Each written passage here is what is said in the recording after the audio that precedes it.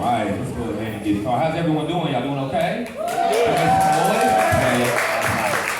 I'm glad y'all not a tough crowd. My name is Gregory McPherson II. Born and raised in Oklahoma City.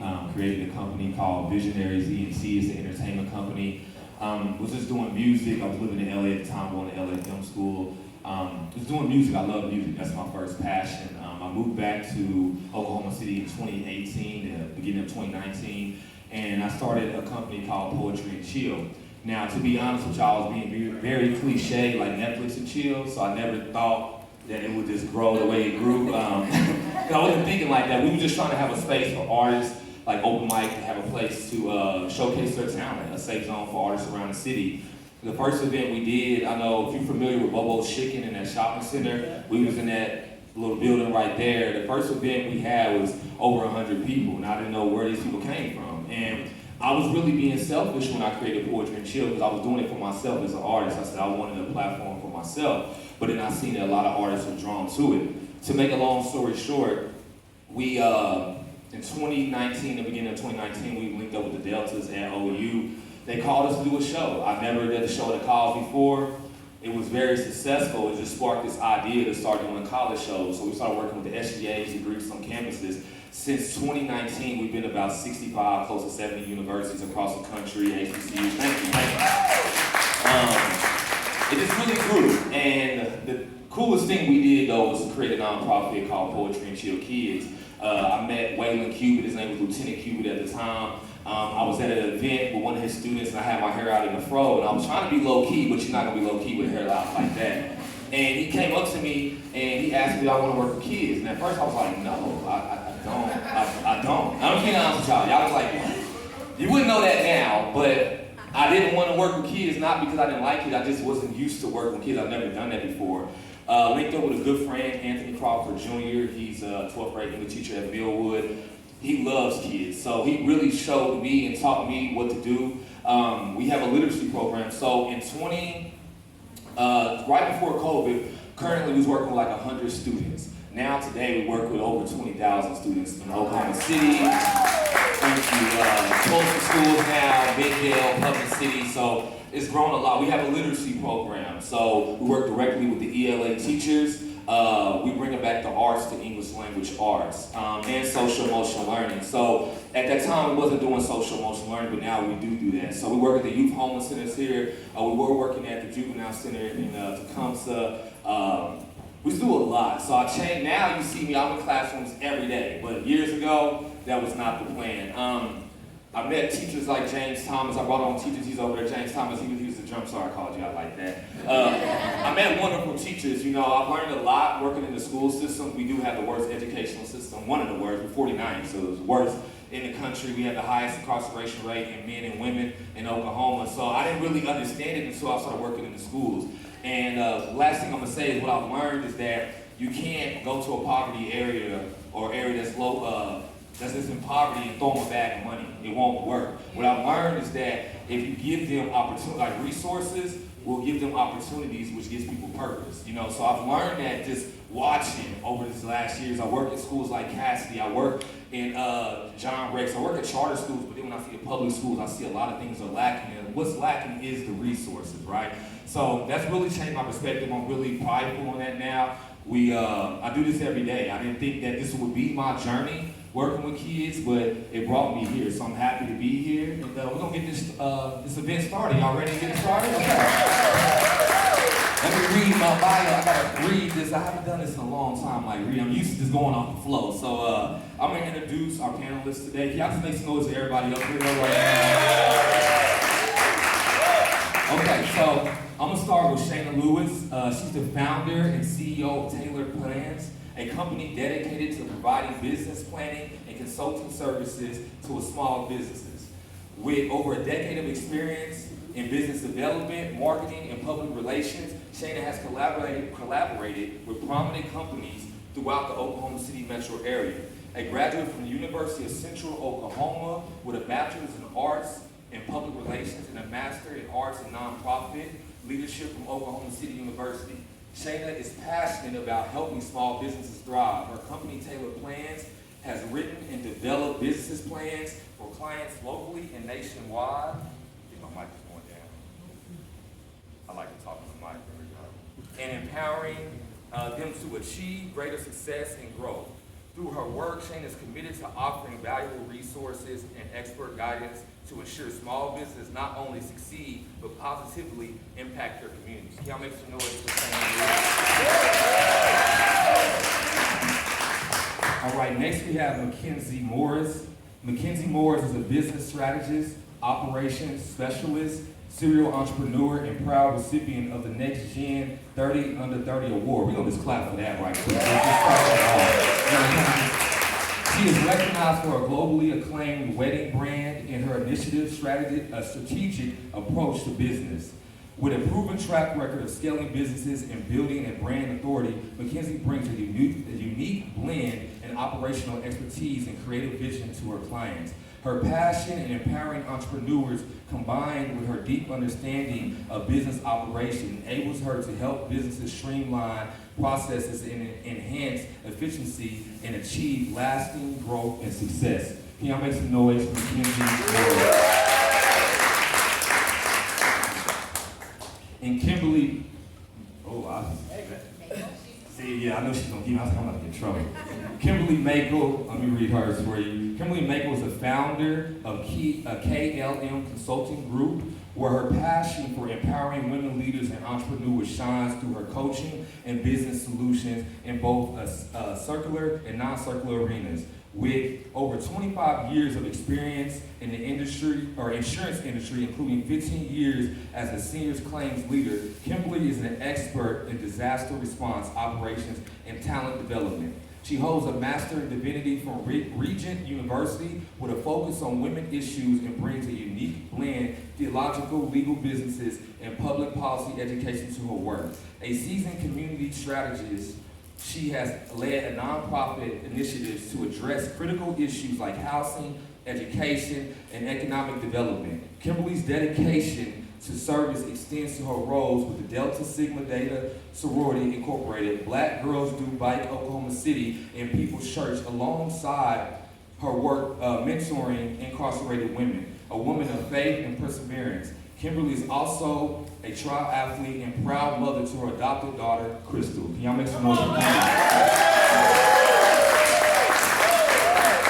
These are good bios. Okay, I'm learning something new. But we're gonna go ahead and get started with our first panelist, MacKenzie, and she's gonna speak about her journey, and it's her journey and purpose in this world. So can you go ahead and make some noise for MacKenzie one more time?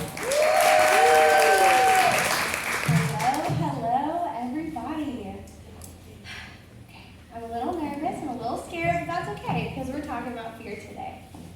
So, you heard my bio, but let's condense it down.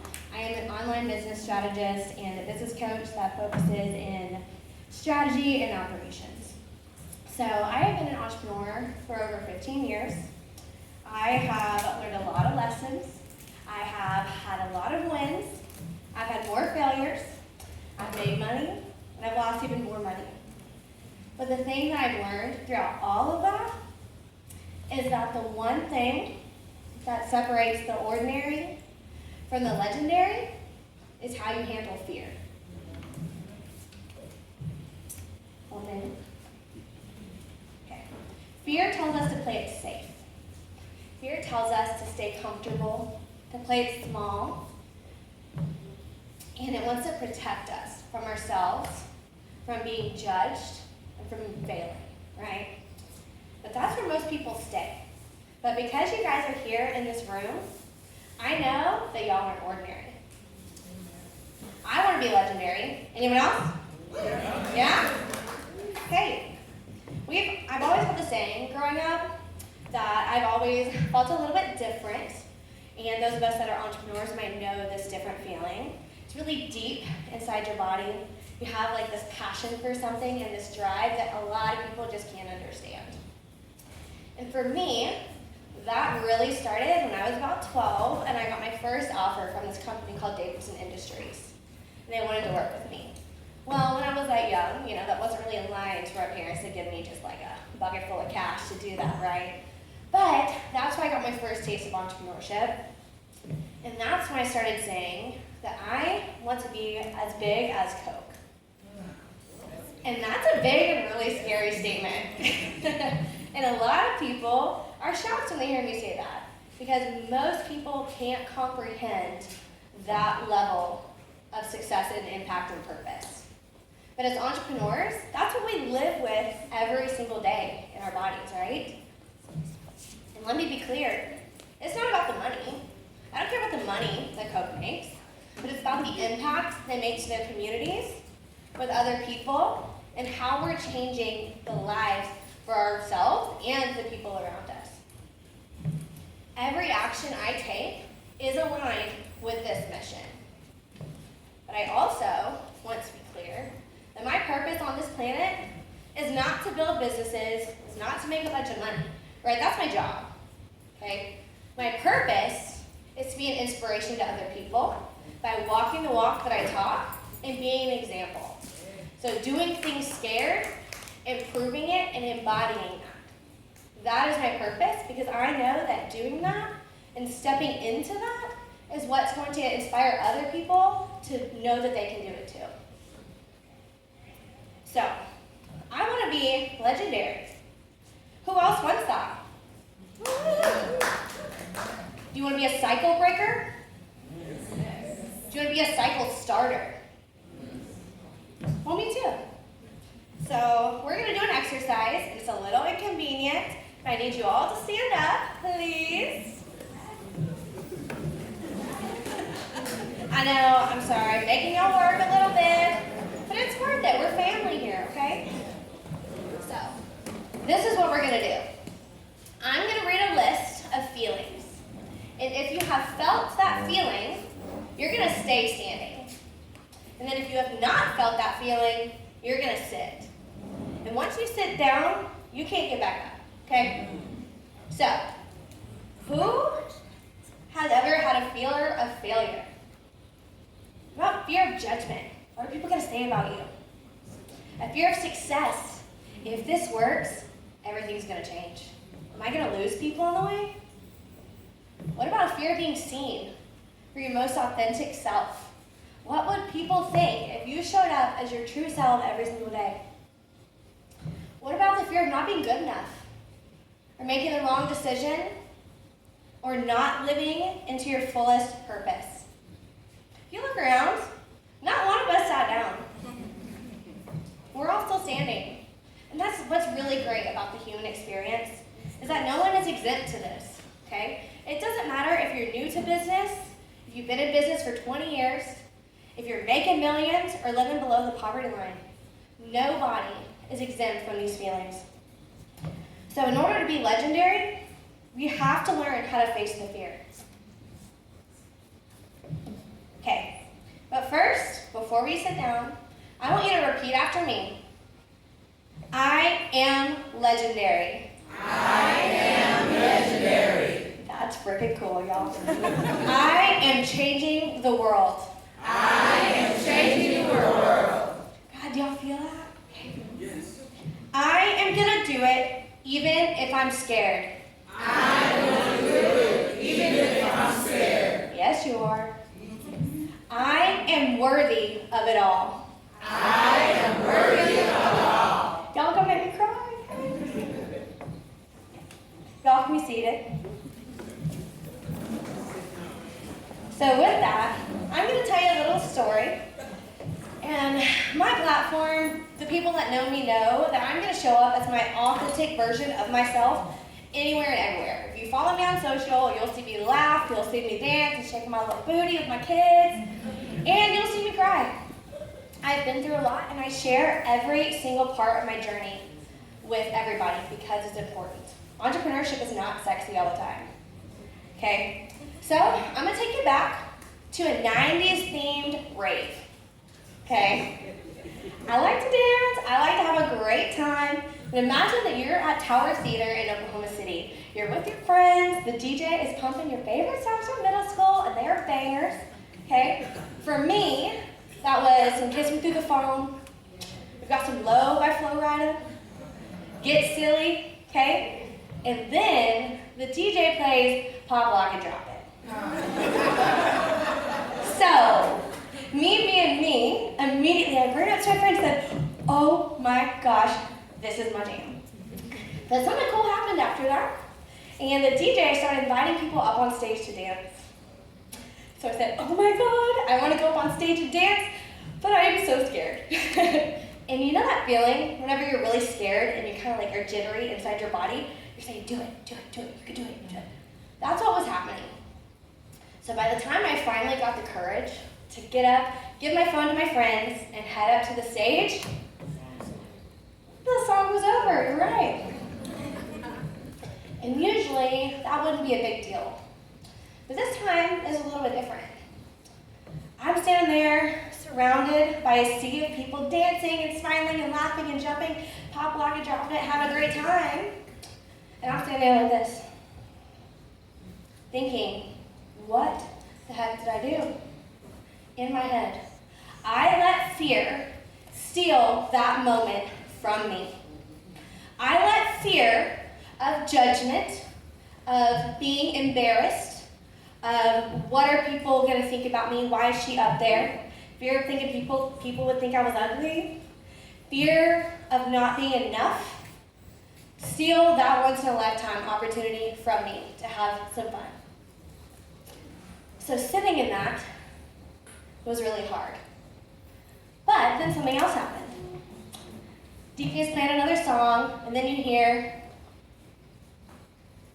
Soulja Boy Tell.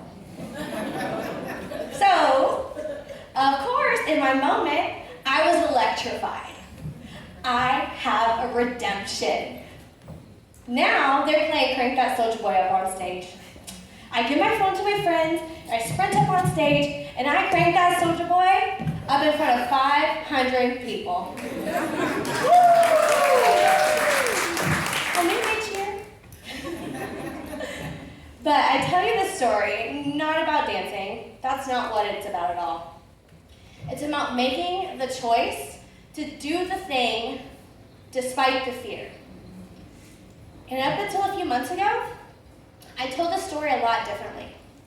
I used to tell people that the thing that got me up on stage were the feelings of regret and disappointment.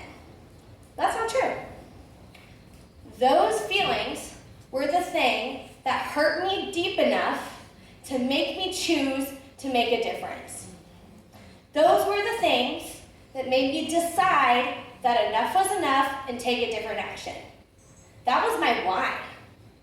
So whenever people tell you in business to sell the why and not the thing, it's always deeper. It is always deeper. So, MacKenzie, that wasn't what got you on the stage, then what was? Well, whenever I walked up to the stage, I got to stand in a hallway. And in this hallway, I could see the DJ, and then I could see the whole crowd. And I told myself, if you want the business that you say that you want the life that you say that you want to speak on stages and impact people and be as big as Coke, you have to be able to do this right now. And that is what got me on stage. That's true embodiment, okay? Living in alignment with my true purpose, living in alignment with my true purpose and acting as I would in the highest version of myself. For those of y'all that like the little hippie woo-woo stuff, called quantum leaping, come talk about it to me later. I'd love to chat with you about it. But this idea of that is embodying that version of yourself. And if you have a dream, that exists in some timeline. You just have to get there. You have to leap to get to that point. And how you do it is by embodiment and taking the actions that this version of you takes. You want the business that you say that you want? What systems do they have in place? Are you running it by yourself, pinching pennies? Or do you have a team helping you? Are you working with your community and bringing each other up together? Are you exercising? Are you working out?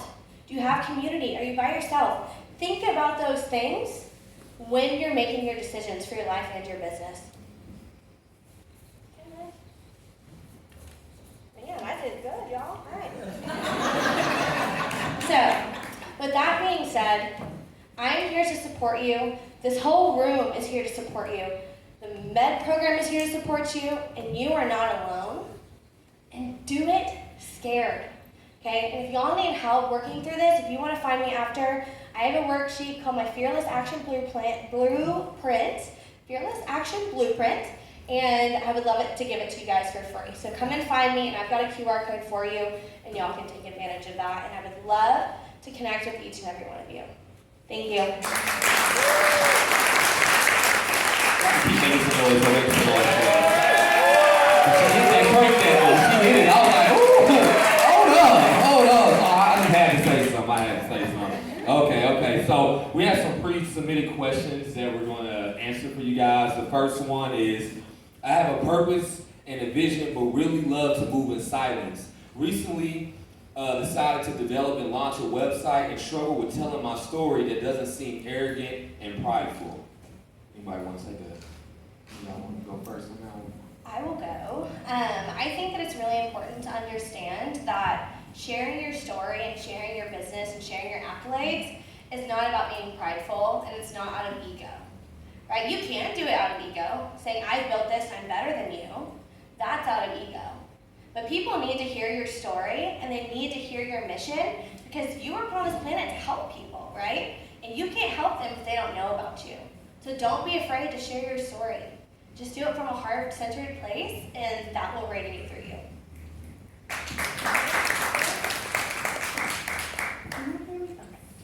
I'm going to echo what MacKenzie said. It is not about ego, or you're coming out like, look at what I'm doing, which I know a lot of people like to do it. But you are here, and it's imperative for you to showcase what you're doing, because the community needs what you're doing. So a lot of what we get out of life is through each other and building community. So don't be afraid to put yourself out there. First of all, being a business owner is a lot of putting yourself out there. It's a lot of fear. It's a lot of like, how people gonna perceive me? But you have to just stay true to the fact that you are here to do your calling and your purpose, and people need you, and they need what you're giving. So don't be afraid. Step out there boldly. There is people looking for you and how you can service them and service your community in general. In addition to that, I would say, what problem are you fixing?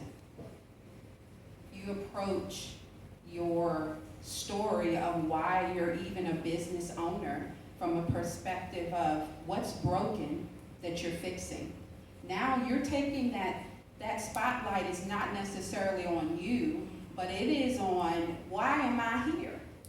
And if you can identify that when you're talking to someone, you're going to be speaking to say, I exist because of this. That's from a place of power. That's from a place of knowledge, because it comes from what Shana was saying as far as your market research. Like, what is it telling you? What's missing here? And what it comes down to is what you have to offer is the answer. So if you approach it from that perspective, the arrogance is not there, the pride is not there, but the solution to make this place, this space, a better place, that's what's there. And just to echo on what they said, the biggest thing I learned, because we talk about ourselves, and what I learned working with my students, is that your individuality is the real bag. Like when you tap into like your true purpose, you see a lot of things align for you. We were speaking about fear, and craziest thing, my biggest fear was public speaking. I used to shake, sweat, throw up. I was dramatic. Like that was 5 years ago, and I do it for a living, right? But the reason it happened was because when I created Poetry and Chill, I didn't want nobody to know I was running it. I really wanted to be behind the scenes, so I was just really trying to like run the event, book everybody. The first event I ever threw, the host didn't show up, and I was like, what am I supposed to do? And so I got on the mic and just started speaking. And then even then, I was still keeping myself secret. Like I wouldn't let nobody know until real opportunities came out. People wanted to put a face with the brand, but I realized that my brand is a lot more bigger than me. So I had to make sure that I think about that. I put genuine love into it. But what I learned and I learned this from Waylon Cuban, he gave me this He broke this down for me one time. It's like if you're standing on the side of the road by your car, people just gonna drive by you. They're like, man, it sucks for them, you know? But if you get out and you start pushing your car, somebody gonna get out and start helping you and push with you. Then eventually somebody gonna say, you get in the driver's seat and we gonna push. And that's what I've been doing. I've honestly started pushing and working on myself, and I met so many amazing people to help me. So that's kind of my 2 cents I wanted to share with y'all.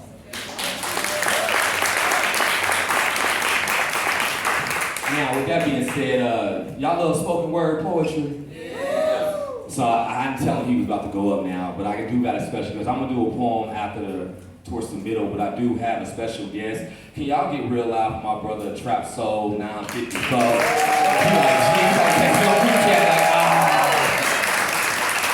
I just want to give some praise to him. He was one of the few musicians that I was working with that actually plays for our community. I work at the youth homeless centers, and sometimes like during the Christmas times, holiday season is really depressing for them, and I love to do shows for them, and it was hard to find musicians. I would go in there for free, but I don't play instruments, so it was hard to find musicians. Trap will pull up with his whole drum set. He just having a great time, would never ask for money and never ask for it. And then one time I did try to pay him, he was like, no, I'm good, I just love doing this. That made me actually want to work with him, because if you're only doing this for money, you can see and you can feel it. So then I brought him into Jefferson School, and he called me, he's like, man, gee, these kids is giving me a run through. I walked through the school the next week, every kid knows him, every kid's shaking his hand, so he's a genuine person. So I wanted to bring him up here so he could share his poetry and his gifts. Can y'all make some noise for him one more time?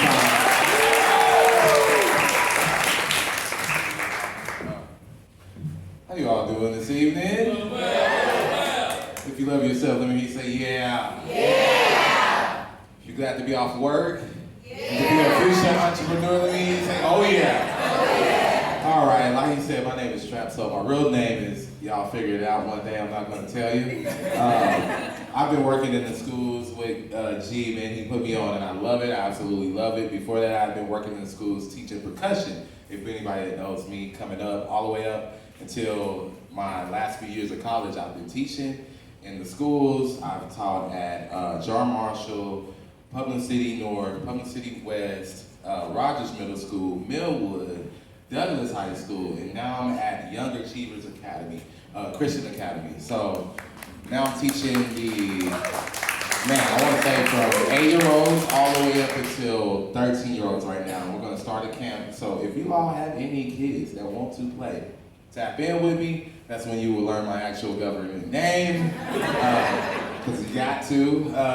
So I have a little piece that I do everywhere that I go, man. He said, man, Trap, do that one. I was like, sure, man. So I'm going to do it, all right? So I get a little bit of crowd participation. Is that all right? Yeah. All right, normally it's a cuss word in there, but we're not going to do it, all right? Instead of saying the D word, we're going to say man, all right? So I need to practice, all right? You ready to practice? You guys ready? Yeah. All right, so here we go. When I point at you guys, I want you guys to say, man, all right? 1, 2, 3. Man. I love this crowd. I see what you're talking about. You know, we get some tough ones sometimes, man. You know, bills come in, you know, they don't like us at the beginning of the month. All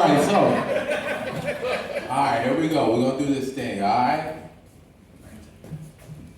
Money is the root to all evil. Man. Money got us killing up all our people. Man. Without money, we are all equal. Man. So what makes you less, more lethal? See, pride and respect is not an option to reject. See, without self-respect, you seem to have nothing left. So I begin to envision on life I could be living, paper master to the ceiling, making nothing but right decisions.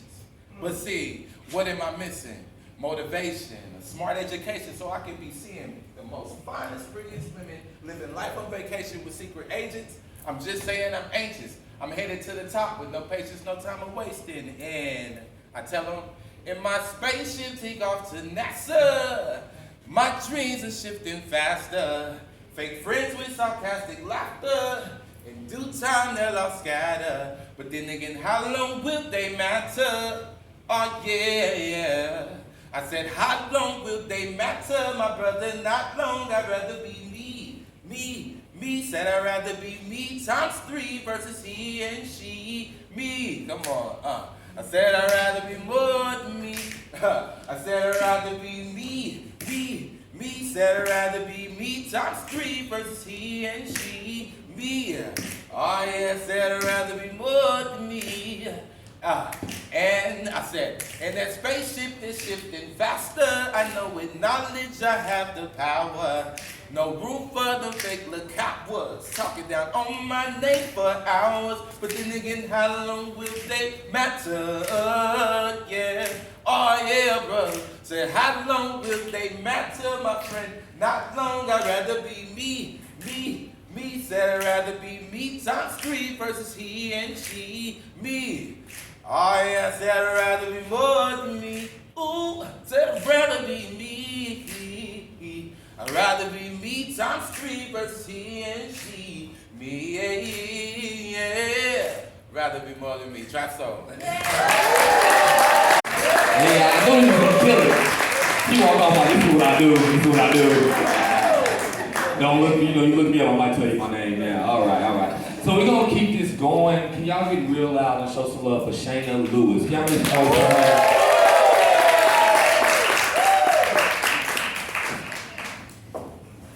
Good evening. How many of us need relief? We need some relief, right? So, I mean, do you want that rest? Do you want balance? How many of us need that? Okay.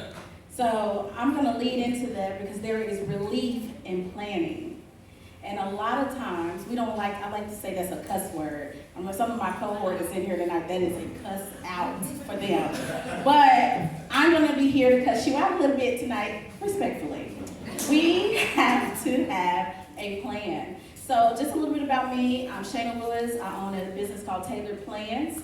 I help people with their business planning, trainings, development, consulting, all the little buzzwords. I was listening to my bio like, girl, that's me. Wow, do you have that's me. Like, I did that. So listening to MacKenzie is just just getting over that fear. That was once an idea. So I know a lot of us, how many of us is business owners? How many of us is wanting to start a business? Okay. It all started with an idea, and you had to get over fear, right? So I always tell people, seeing my business where it's at now was just once an idea. It was something that I jotted on a piece of paper, working at my job. And to now see it come a long way, and I get to see it just thrive and grow. And my whole mission is just to really help business owners grow through planning, because like I said, I cuss them out all the time when I bring up the planning. But I want to come from a different direction today, because a lot of people are like, oh, I don't need a business plan, I don't need a plan. But we're just going to talk about planning. There is relief in planning. If you think about the times that you have the most anxiety, what is it from? Lack of planning. When do you feel the most confident? When you have a plan. So some of you, when you don't have a plan, it drives up that anxiety. You just feel chaotic. You feel irritated. You actually probably want to cut somebody out. And then you just feel like you're just not in a good place. But I always tell people, with anything that you do in life, you have to have a plan. Start jotting down whatever that dream is, whatever you're doing, just put it somewhere. Start the plan. I know a lot of times people tell you you want to see the vision for just all the way through, but those small successes of just writing the business name down. So some of you that have not even started, write the business name down. And then tomorrow you might say, this is what I'm going to do. And then you start building upon that plan. But it helps you with not feeling that uncertainty. Because a lot of times, a lot of us don't like uncertainty, but what helps uncertainty? Having a plan.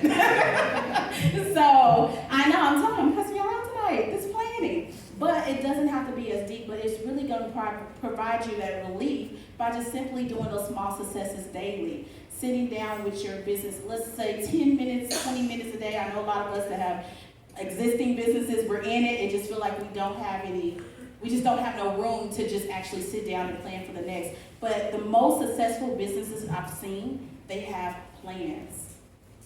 And there's a stat that says 71% of businesses that actually grow have a business plan. Because it may not be all the way right, because it's not a static type of thing that you're going to experience with a business plan, but it's gonna help you. It's a living document, so it changes. So it's gonna be fluid. But I wanna say there's relief in that of just actually just getting started, that small successes. The next point that I wanna talk about with, we all want some relief. A lot of times business owners don't talk about rest. I'm cussing you out again. Because we just think that we're gonna just go. We're gonna make it happen. We gotta get up at 5 a.m. and beat everybody. Who are we racing against? But anyway, I want you to think about when you have a plan, you can plan for things to have systems in place within your business where it can provide you rest. It can provide you balance. It can provide you confidence. Those are the 3 things that we want ultimately to come from business. Yes, I want to help business owners, but ultimately too, I value my rest. I want to be balanced. I want to lay on the fruits of my labor. That's what we want to do. So once we go back, we have to think about the why, which in the planning, you get to ask yourself that question, why? Most of the time when you get down to the root of why you want to start a business, it's for relief.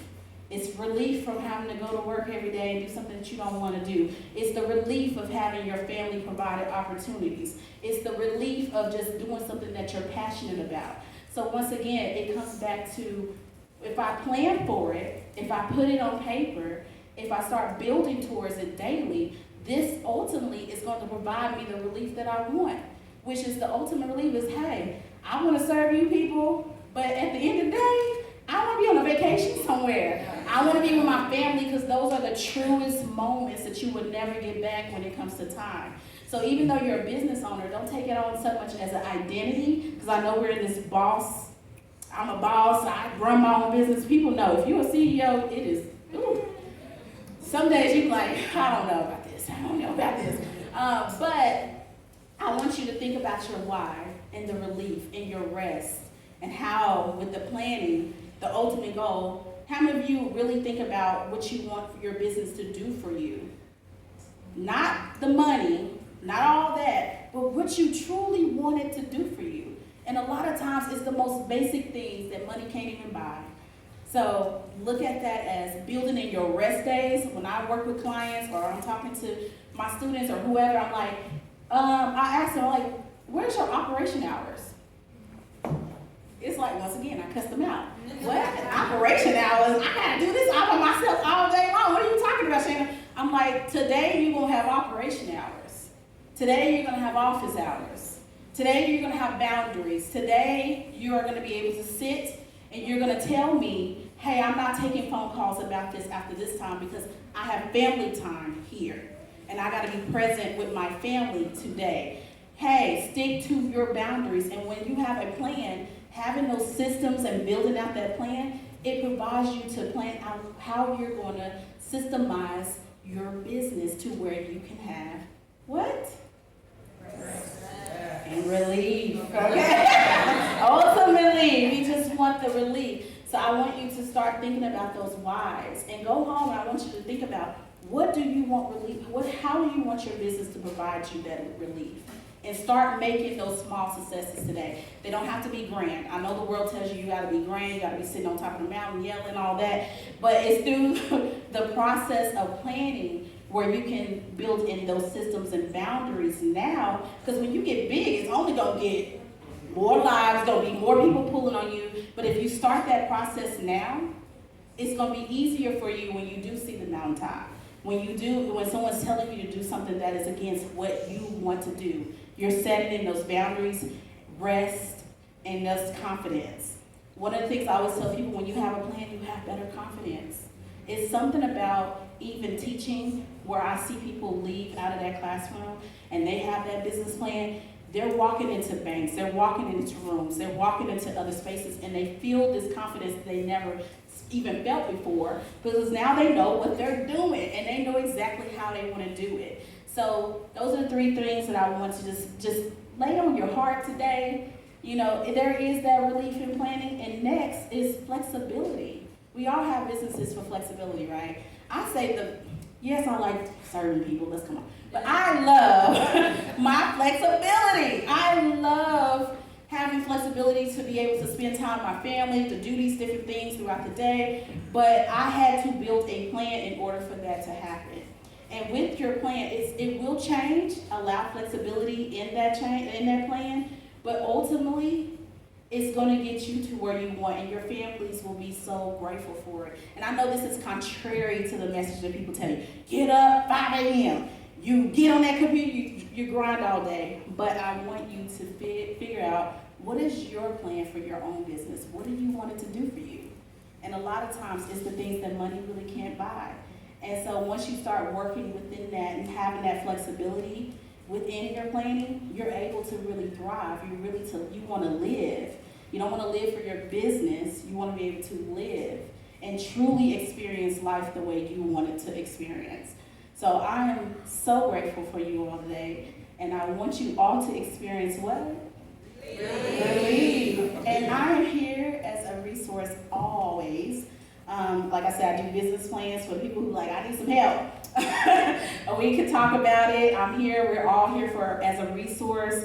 But I'm so excited to sit in front of you today, and I really want you to go home and ask yourself, what do you want your business to do for you? I know we're servicing people, and we forget about that. We forget about ourselves. We lose our boundaries. We lose the no, and we have to have that in order to achieve the truest relief, and that's through planning and actually figuring out how you want your life designed. I'll shake my voice. Well, you touched y'all out. Good. Now, I wanted to just piggyback off what you said with the rest, because I just currently started doing that. And I've learned that sometimes we rest and we physically rest, like we might sleep or chill at the house, but our minds are still on it, right? So I've learned how to mentally rest. I don't think about work or the business at all. I watch my favorite TV show and I be present. Sometimes we think about the future so much, or even the past, and we're not currently in the present moment. So being present and what we have right now is very, very important. So I just wanted to share that, all right? So we have 2 pre-submitted questions. I'm gonna read the first one. How to manage time with family responsibilities, back office work, marketing, and actual work. Managing time. Who wants to go with that one first? Okay. Can you read that again? Yeah, it says, how to manage time with family responsibilities, back office work, marketing, and actual work.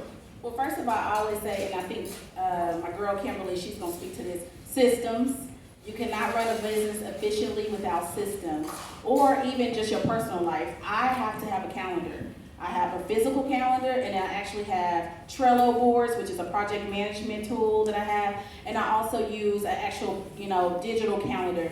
And once again, you got to go back to, what are you really trying to do? If family is important to you, you have to put that as, this is my family day. My weekends, I don't take appointments or however that is, but it goes back to, what are your non-negotiables? But when you have those non-negotiables and then you put systems in place, I'm going to say what Kimberly said, your systems will tell people no for you. So that's what I'm saying, going back to the why. If family is important to you, if there's meetings, you take some time, you plan them, and you understand where you're trying to go, then like I said, you'll put those systems, they'll work for you, and they'll be able to tell people no. And you can manage your time and everything that you got. And in some stuff, a lot of times, some things that we make important really ain't that important, So think about, and I'm not trying to, minimize something, but really understanding what is the importance of what you're trying to do, or what's the goal of the season, because your seasons will change, and then that's when you put in those appropriate systems.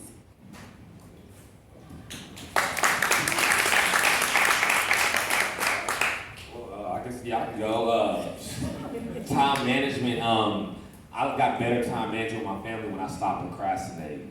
You know what I'm saying? Because when you procrastinate, then you rush and now you stress out. So I literally set goals, and you said planning. I set plans and I actually do them. So if I'm working from 9 a.m. to 12 p.m., them 3 hours I'm locked in. But from 1 p.m. to 4 p.m. I'm with my son. And then I have to actually do that instead of calendar reminder on my calendar. I didn't used to do that. I used to just have it all in my head. But when I actually put it in my phone, them iPhone calendars work. I was like, I don't even know how to do it. It reminds you and everything. I didn't know. I'm not that old, but I felt like I was.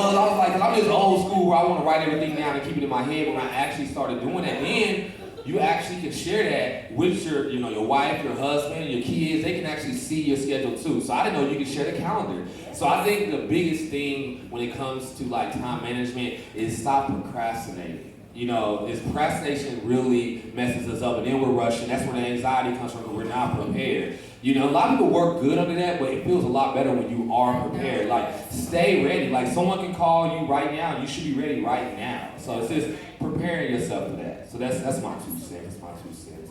Thank you. Can I also add, I want to drill it down even further, right? So when you're thinking about what is your plan? What does your morning ritual look like? And how much time have you set aside to do it? That is your morning ritual. It should be every single day. And then I'm going to talk about tools. Your tool is your phone. But what is your tool for you to know that this is what you're supposed to do? Do you have a planner? If you don't operate with a planner, is it your phone? What is holding you accountable? Right? So the other piece of that is, what does your workday startup look like? Right? So when we think about all of these things here about family responsibilities, back office work, every single day, most people who are successful, they are very disciplined, that they even know when they sit down at their computer what they're going to do. I know for me, as soon as I log into my computer, I'm looking at my calendar, I'm moving things around, then I'm going to my email, and then I'm going to my planner, because the night before, after I finished my workday, I moved delegation things, I completed things, and I set myself up for success the next day.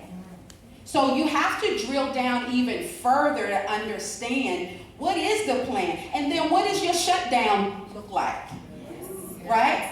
Are you looking at your day? Are you celebrating your wins? Got this done. I got to move this forward. I need to do more work on this. It should go to your next day. And then your nighttime. I know how it feels to finish work and jump right into bed. Right? But what I realize, though, is when I have a process to shut down at night, it's calm. It's peaceful. I can get the rest, like Shana said, right? And for some people they turn the TV off at a certain time, because you can get all the way thrown off when it's midnight and you're supposed to shut down at 10, right? What's your shutdown time of your TV? Is it meditation time? Is it prayer time? Is it tucking the kids in and then you get into the bed and now your alarm is set, now you're starting the day over? It's the discipline. What does your discipline look like? And that leads to what you're talking about, procrastination. We procrastinate because we have no idea what we're planning to do, right? So there's some things to think about. Good. And to add to that, I want you guys to remember that it's not a badge of honor to do it all by yourself, 1. And 2, we built these businesses to be in alignment with our values and the things we think are important. So I have people come up to me all the time, MacKenzie, how do you do it all? You are so busy. You're baking bread, you're making reels, you're working with clients. What are you doing? Well, I make time for what's important. And I think it's also really key, and this is something that a lot of entrepreneurs missed, and this question was asking about how do you manage time and back-end office work, is determining the type of help that you need. So a lot of times entrepreneurs start to get busy and they automatically think, I need to go get a VA. But here's the thing, that's not the only option, okay? So there's a difference between a virtual assistant and operations specialist. There's a difference in the sense of planning versus doing, right? So VAs, they are great and they're so necessary, I promise, but think paperwork, emails, phone calls, employee handbooks, payroll, that stuff. Operations, systems, implementation, what is your client journey? You send out a contract, what's gonna happen A, B, C, D? How do we facilitate this? What's your email funnel look like? How are we recovering revenue and doing all these things? Operations, okay? And a lot of times, entrepreneurs don't know that there's an operation support option, which I believe all three of us are that, right? And the key with that is once you have these systems in place and you grow, then you need the VA. So evaluate your business and where you are and the type of help that you actually need, and then find the people that can help you with that. Okay, we got another question. Best tips and tools to staying focused and consistent. I was thinking about this question the whole time I was up here. The only thing I'm gonna really say is you have to work when you don't want to work. If you only work when you feel good, you know, it's not gonna work for you. I had to teach my nephew that. Like, you have to work on the days that you do not want to work because it builds something. Days I did not want to go to a class, or days I did not want to teach a session or do a show, was one of the best classes I had. So it really builds something in me. So even when I'm tired, I know how to will my way up and get out. Because it's really a mind game, right? You're really just playing with your head. So my biggest thing is to learn how to work even on your days off. But if you're like sick, obviously you need a rest, right? You gotta sit. But if you're just tired, you're having a bad day, maybe you got into it with your spouse, or something happened, like that's the days you really need to tap in and work, right? So that was my early 2 cents. Anybody want to? I think for me, some great tools and things that you can do are one, co-working with your friends. Get together and have an accountability partner. Get together. Nobody charging anybody. We don't even be paying each other for our time. We're working together at the coffee shop, and we're going to brainstorm together and just mastermind together. I think leaning into your community is really, really huge. And then also using tools like Trello, that friggin' live by Trello, Honeybook, Flowdesk, so many platforms that are built to help you stay consistent. A lot of times whenever you put in these systems to build them, they'll start doing the work for you on their own. And I tell people, I'm in the business of not doing nothing, okay? Because I've got it automated, right? So think about the types of automations and the things that you hate doing, and research or reach out to some resources like us, your friends, and figure out the things you don't like doing, and then figure out a platform or something you can implement to help you not have to do that. So then you can be working in your zone of genius, staying in alignment with this higher purpose, because the work that you do in that zone is going to be way better than the work that you do and doing the things that you hate. And it's also worth the money to pay somebody else to do it so that you can focus.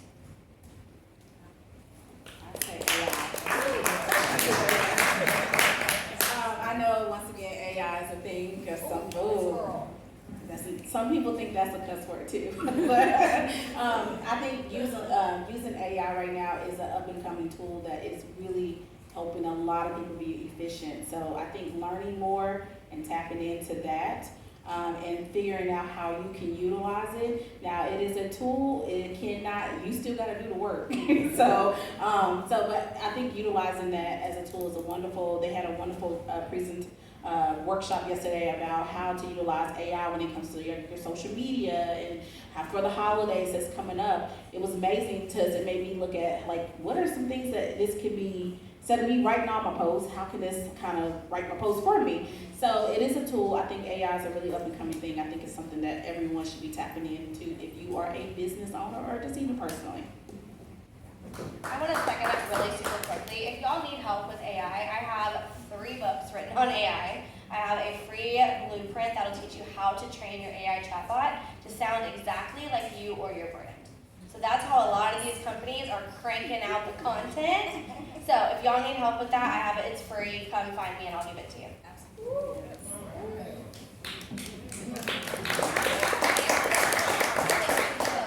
All right. We're going to take the next 5 minutes. Can y'all make some noise for the band over there? They about to jam out. All right, we're just going to jam out for 5 minutes and we're going to continue this. So if you want to get some snacks, go to the restroom right quick. But just jam out. We got it. So whenever y'all ready, whenever yet. You gonna crank that? Hey, I'm saying, cause you, I know, you dancing, I mean, I feel it, I love it, yeah. Nah, it's just the energy, I love the energy. Y'all make some noise, this is some good energy in here tonight, y'all make some noise. So, when MacKenzie hit that crank that, I was like, I gotta see it in action. Chuck, you got something for us? I got to do dance for y'all.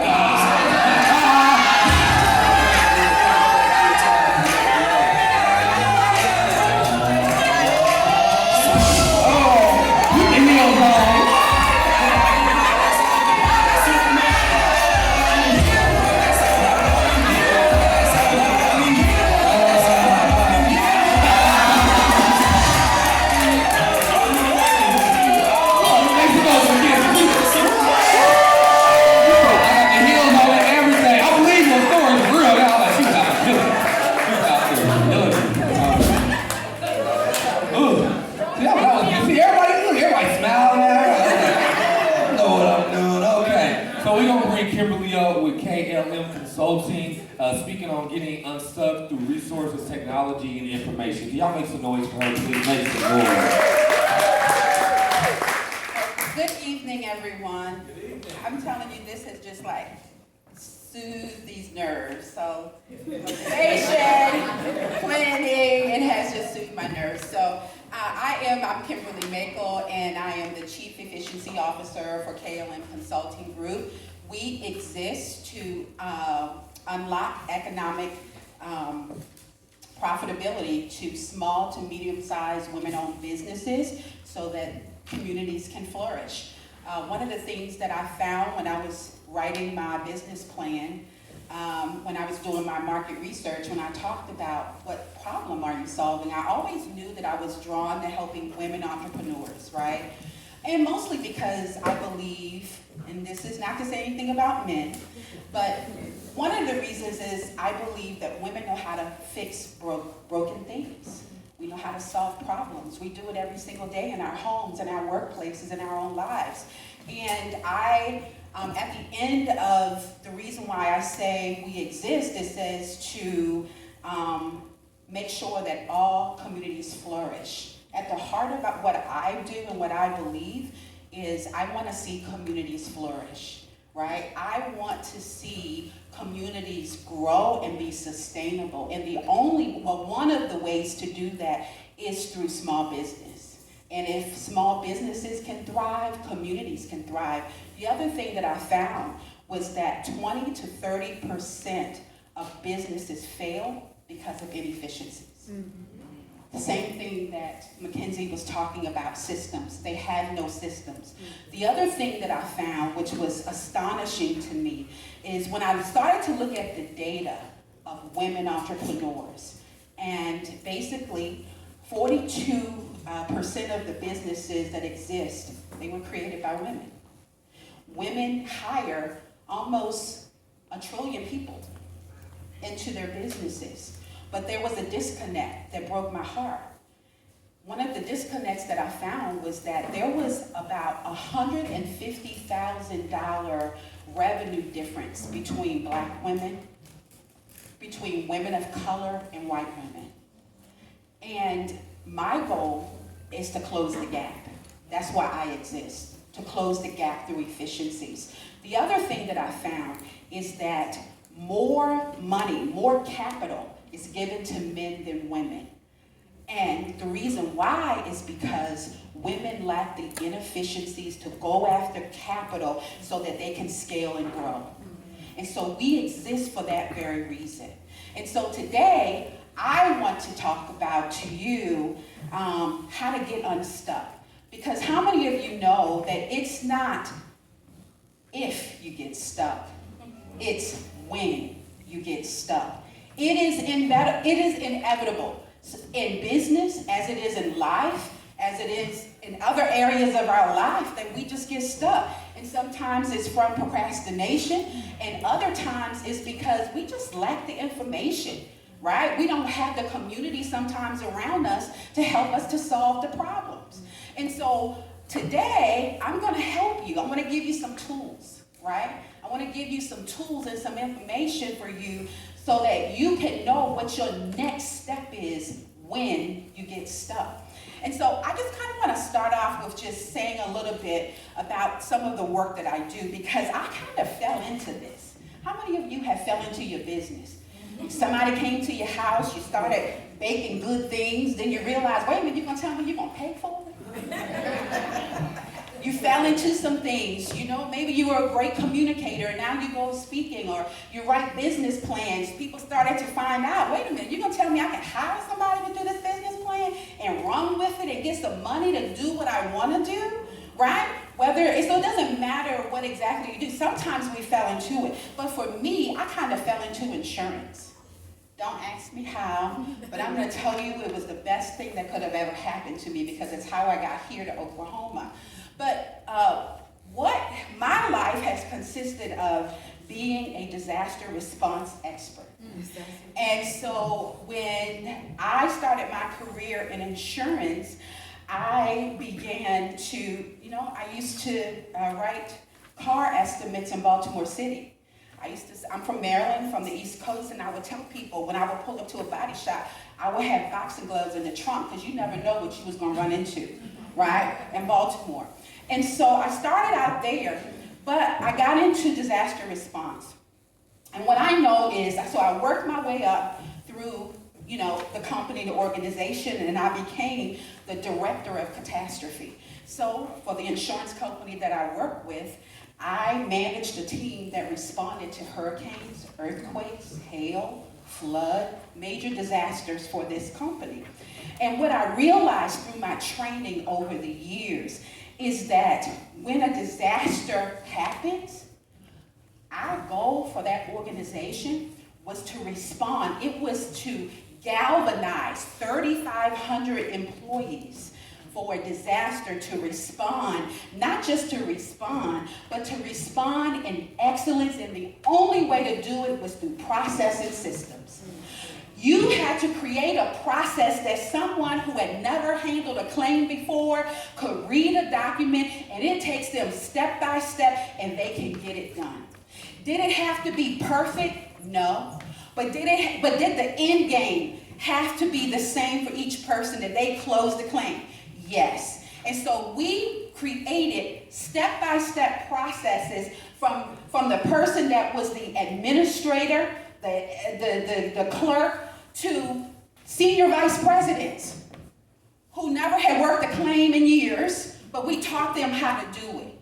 But this is the thing. When you're dealing with disaster response, everything is on the line. Many people have lost everything. How many of you seen Florida? And you've seen North Carolina, which we thought would never happen, right? Asheville, North Carolina.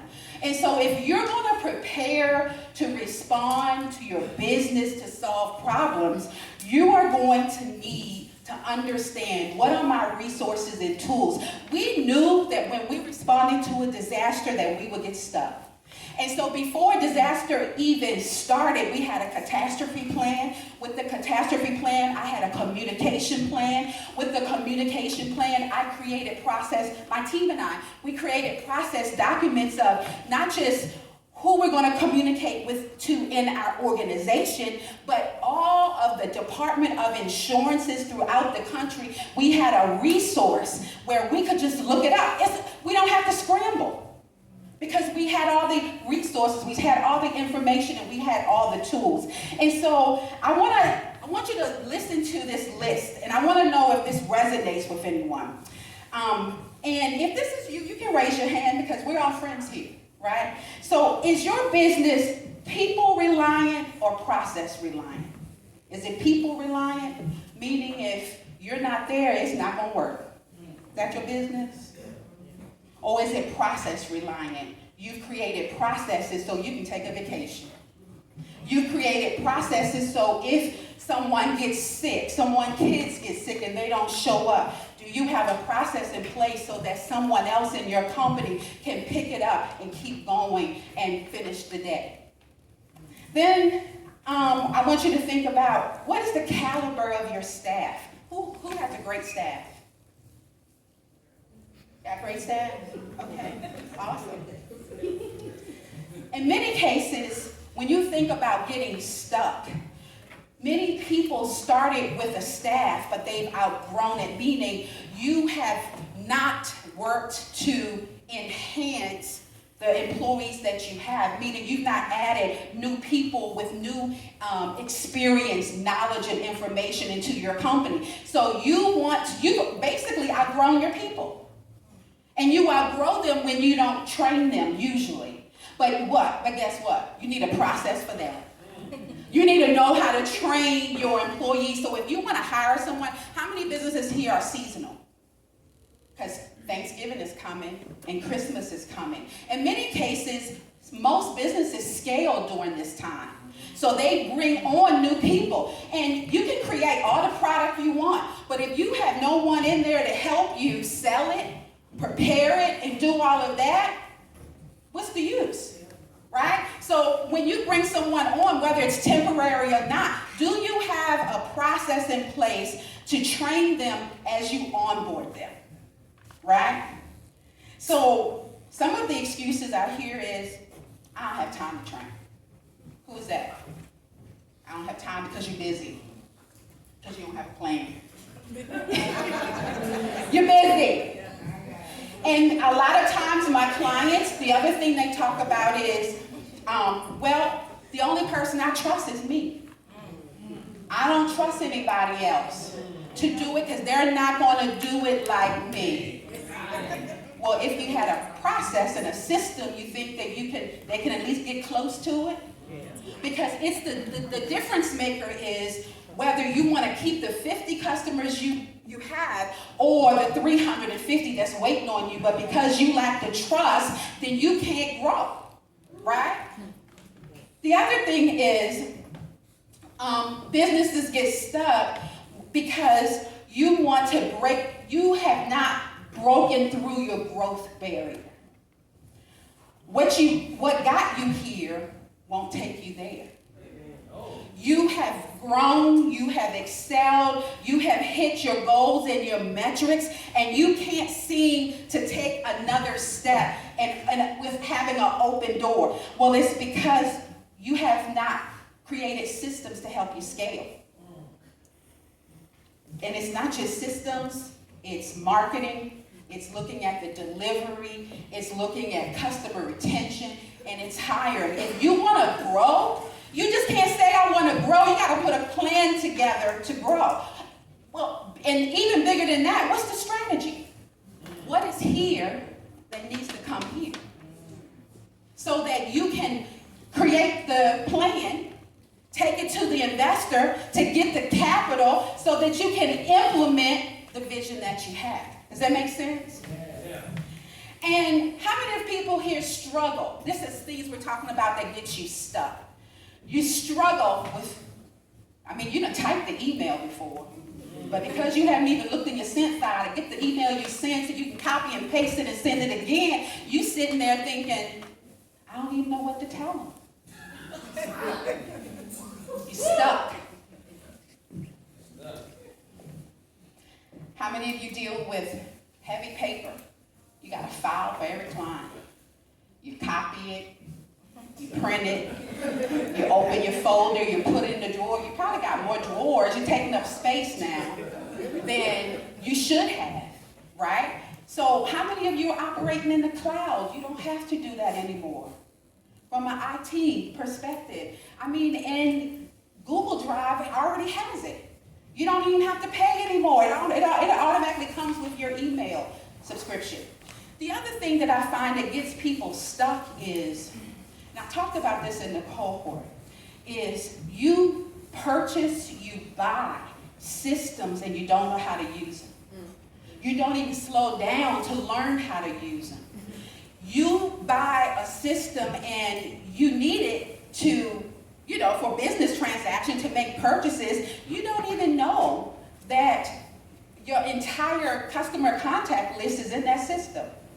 You don't even know that this system has a marketing system that at the click of a button, it'll create the email for you and start your marketing program. Stuck. But the resource and the tools are there. So I want to talk about just a little bit. Your frustrations can be solved in 3 ways. Like, not just, I'm not saying this is the end all to be all, right? But I'm saying I want to give you some steps to where you can start. And we're going to start with resources, information, and tools. So when you think about resources, it's as simply as support. What support are you building around you to help you when you get stuck? It helps you to overcome obstacles and problems, and they're going to be so simple that when I start going down the list, you're going to be like, say what? I know those people. Oh, are you saying that all I got to do is do this? And let's just start with coaches and consultants. If you have the money to get a coach or a consultant instead of sitting there and having sleepless nights, why not do it? In many cases, coaches and consultants, their first 30 minutes is free. So they can tell you what they can do for you. It helps you to, resources help you to get unstuck. The second thing is your local small business resource advisors. Do you know that you can call REI Women's, and I look locally, right? Do you know that there are resources here that are free, that all you have to do is pick up the telephone and get on their calendar and go in and talk to them about where you stuck, and at their disposal, there are so many resources that you would have no other reason except to get unstuck. So I want you to think about resources, and I don't want you to wait until you get stuck. I want you to start writing those things down, understanding what resources you have around you so that you can take another step. To get unstuck, it takes this. One step. That's it. And a lot of times, because of procrastination, all of this fear comes upon us until we don't know. Just do one thing. And I tell my clients all the time, it's very simple when you think of it. What's the next best step? And you know what? They always have an answer. It's already in you. The answer is already in you. And so I want to help you with that. So the other thing is your local cohorts and your ecosystem. How many of you are part of a cohort that's here? And there's plenty others that are not here. But every cohort, this business ecosystem is a resource for you. But a lot of times we don't want to pick up the phone and ask the question because sometimes maybe I'll say we don't know how to articulate it. Yeah. But when you're talking to another entrepreneur, I guarantee you they don't know how to articulate it either. So you in the right room, you in the right space. But this is what I know. So one of the things that you heard about me is that I'm a woman of faith. And what I know is that we overcome by the testimony of others. So when you're talking to someone and you're telling them their problem, I guarantee you they have been through it, or they knew somebody else who had been through it, and they can help you to do what? Take another step, because that step is what's going to get you to the other side of being unstuck. It is nothing like being stuck and not having any resource, but I just listed 3 to you that I know that you already have. So as an entrepreneur, you're an entrepreneur for a reason, because you rough, you know how to go at it, you endure, you are persistent. Let yourself off the hook. Pick up the phone. One of my clients, I'm talking to them, they didn't know how to do something with the point of sale system.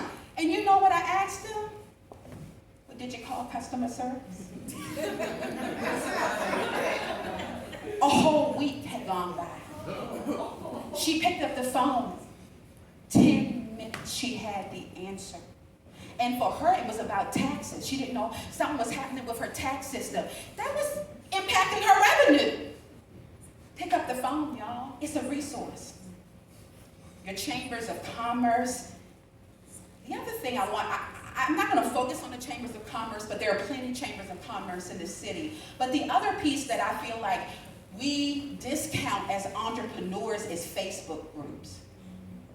We discount Facebook groups that have the same business as you do. I'm a part of a Facebook group that's women entrepreneurs, and on certain days of the week, they highlight certain businesses, or somebody will put in there like certain questions or help or assistance. You should, if your business is baking, I'm picking on Brittany. If your business is baking, you should be searching for Facebook baking group. They're going to help you solve your ingredient problem, your storage problem, your inventory problem. They're going to help you solve it. It's community and it's resource, and it's something simple. For a Facebook group, you don't have to pay for it. You just got to take what? A step. The other thing that I don't want you to discount is Oklahoma has one of the best technical schools in the country, Metro Technology. Metro Technology has resources where they are putting their students and businesses as interns. So if you don't have capital and you don't have revenue, but yet you need assistance, pick up the phone. Call Metro Tech, call Francis Tuttle. They are training people in technical skills, but they need on-the-job training. How else for them to get the training except in your business? And you know what you need to do? Create a training process. So when they come, you can train them to do what you need to do, but it's preparing you. When you think of the things that you have to do as far as resources and the processes, at the end of the day, if you want to scale and you're writing these processes, you are building your operations manual for your investor. You're building your operations manual for possibly a partner when you're trying to scale so you can go to the next level. So those are some resources that I want you to think about. And I kept it simple. It's not much that you have to do as far as resources is concerned. The other thing is technology. There are so many tools that will help us get unstuck. And MacKenzie talked about one of them. These all-in-one platforms. So in many cases when we start in a business and you're thinking about, okay, who do I need to hire to do this work? You have all-in-one platforms like you have a HoneyBook, you have Slack, you have Monday.com, you have all of these. It works when you're not working. So when Shana says, let the systems tell you no, HoneyBook, which is the system I use, it has a scheduler. Every Sunday, I am disciplined to put in my schedule for the next 2 weeks. If somebody wants to schedule with me and I'm not available, the system says no. I don't have to say no. I dictate my availability so that you can have family time and you have back-end time and all of those kinds of things. Those type of systems, you can create email templates only once. When you, at the click of a button, it will pre-populate your customer's name. It'll put the body of the email in there. You can put a scheduler link in there and you can schedule it to be delivered at 8 a.m. to make them think you disciplined. Now, I'm not saying you might have been up all night, but you got a schedule, right? It is to help you, to assist you, to create efficiencies. In many cases, technologies help you to become unstuck in areas where there are a bottleneck. Do you know how many times I have sent the same email to multiple customers and it's taken me 5 minutes to do it, where if I had to write it, it would take me 25, 30 minutes, even if I had to copy and paste. And so I want us to think of the technology. So I'm going to go through some of them. Your point of sale systems, I talked about this. Are you taking full advantage of what you're paying for? Because what I recognize is that even when you pay $15.99 and the only thing you're using is the purchase part of it, there are other free areas that you're not taking advantage of. So what are you not taking advantage of for your point of sale systems? This other thing is the client management platform. So that's what HoneyBook is. It's a client management platform, but it has a scheduler. You no longer have to pull on the side of the road in the McDonald's parking lot, put the phone to your ear, bring out your planner, look through when you are available to schedule somebody. That is, I'm going to tell you, out of all of my clients, it's a game changer. A scheduler is a game changer. Calendly, Google, Zoom, it's a game changer. And all of them have a free subscription. All you have to do is put in the time that you're available. So get unstuck. It doesn't take much. The other piece of this is your email organization. These platforms, I know y'all feel me when I say this. You looking through to see when the last time, looking for the email that your client or your customer sent you, because you can't find it. You're putting in search, you're putting in searches for their name, you're putting in dollar amounts because you think, oh, this thing was $50, so I'm gonna put $50 in and all the emails are gonna come up. These systems help you to organize emails for every client. You cannot miss it. You can't miss their emails. It's only coming under their profile. The other thing that it does, it gives you templates. You're sometimes running around trying to figure out, okay, I have to build my services guide. Like, I want to create a services guide. These platforms already have templates. All you're doing is filling in your service, your product, your description, and look, they're going to think you've been in technical school. They're going to think you were a graphic designer. With the technology that these platforms have that is saving you time, is helping you to be more efficient, is streamlining your process because you're doing a repeated task through technology now and not manual. Am I hitting home here? Because y'all quiet. I need y'all to talk back to me. The same thing with contracts. These systems have contracts. You can fill in your information. And a lot of times, do you know how many people I talk to that haven't sold a thing because they don't have no contract? And they have picked up the phone and called nobody for it either. They're stuck. But these systems will help you do that. And there are other platforms like LegalZoom, and there are other businesses, QK, that's in the city that she can create contracts for you. But you have to know your resources. You have to understand the type of technology that's available for you so that you can use it. The other thing is like a customer relationship management. It centralizes your data, it automates your marketing campaigns, and it tracks sales and opportunities. These CRMs, they not only just send the information out to you, but they tell you where you can optimize or who you can reach from a customer base, right? So if your business needs a mailing list, you can put the mailing list into this system, and it, at the click of a button, will send emails to all of your customers, all of your clients. Because if you're anything like me, years ago, I was up all night sending an email to somebody. So this is technology, okay? And then, as Shana talked about, artificial intelligence. Man, it's a game changer. But AI is only as good as the information that it has.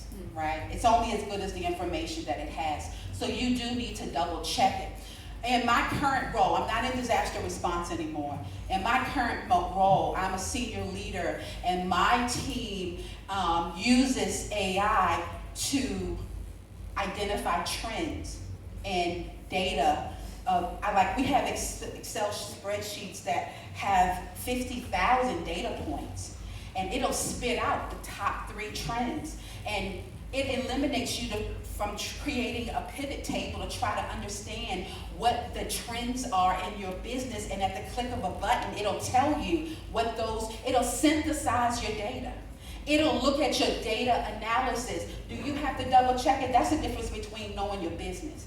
If you know your business, you can look at this data to be able to determine if it makes sense to you, right? If you can trust it, right? But AI has been a game changer. AI also, one of the things that I help my clients with when it comes to AI, because this is the one thing that I know for sure, is if I have a coaching client, if I have an operations client, I don't expect those clients to be with me forever, because I'm teaching you to fish. I expect you to learn so that you can use it when you're ready to scale.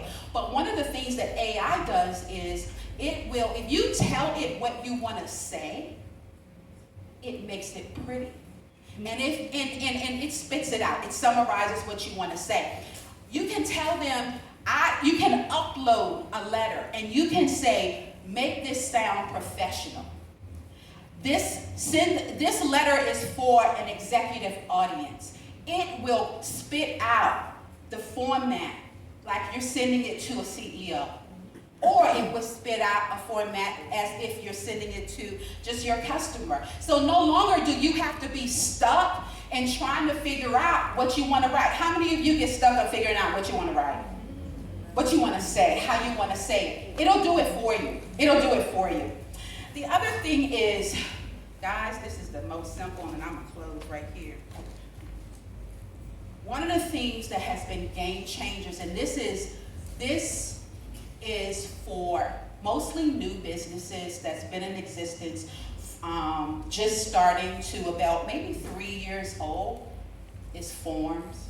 You papering yourself to death, right? If you have an onboarding of a new client and you want them to fill out a form, why isn't that form digitized? Why aren't you sending it to them, having them send it back to you, right? So forms are things, and the most frequent forms that I have to create for my clients are consultation forms. Why are you trying to figure out what to say to a client every single time? Why don't you have talking points of where you want to just get to it?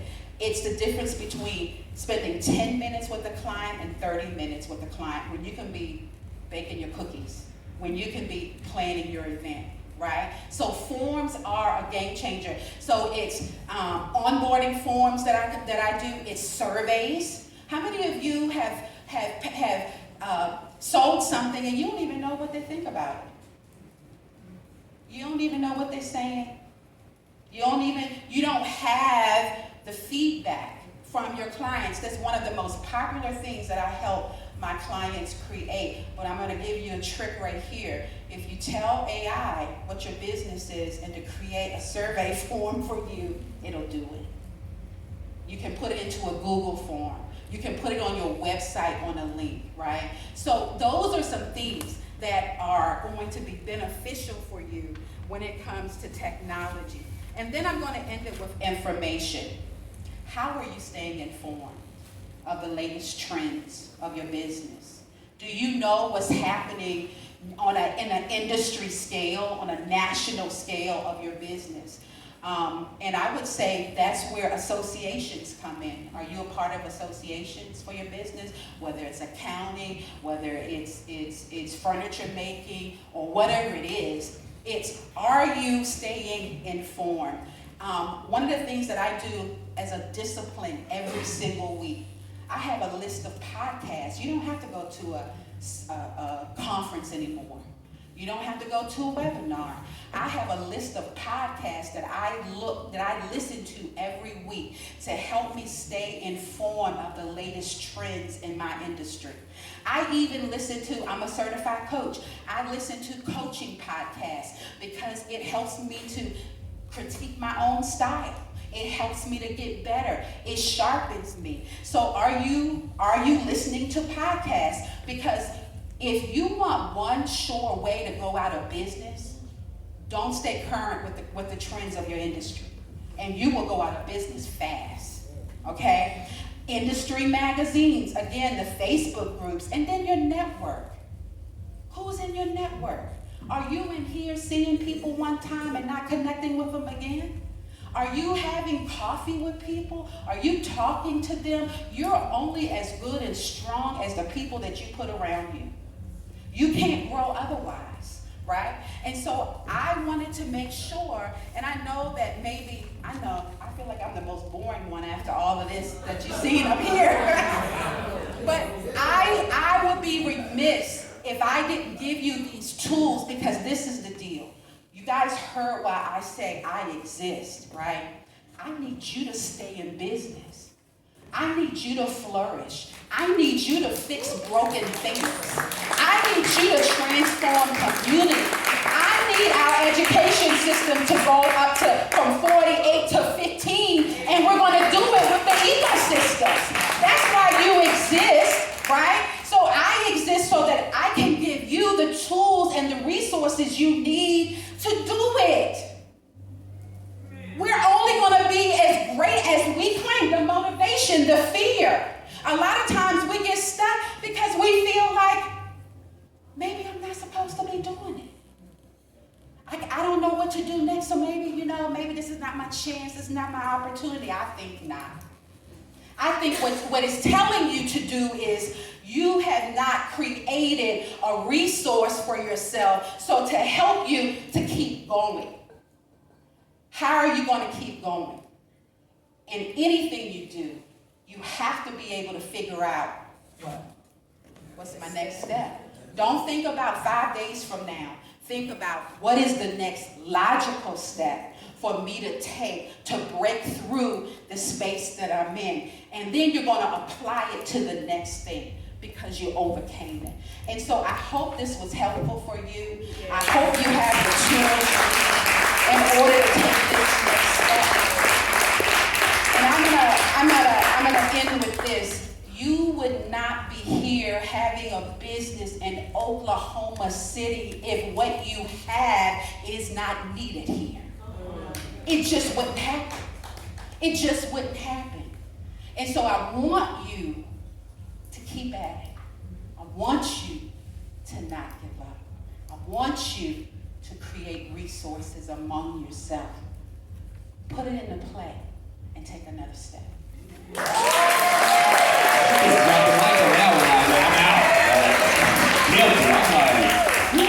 Okay. So we're going to get through these pre-asked questions, submitted questions. The first one, I'm going to let y'all tap in with this. It says, I'm frozen on how to write and obtain contracts with local nursing facilities and hospitals and ICFs. I need to learn how to bill Medicaid for home health services. I'm frozen on how to contract myself out and be paid for my services. I'm frozen on what's next, to be honest. And I can read that again. Y'all have a question? Yeah. Anybody want to take a dive at that? Yo, girl.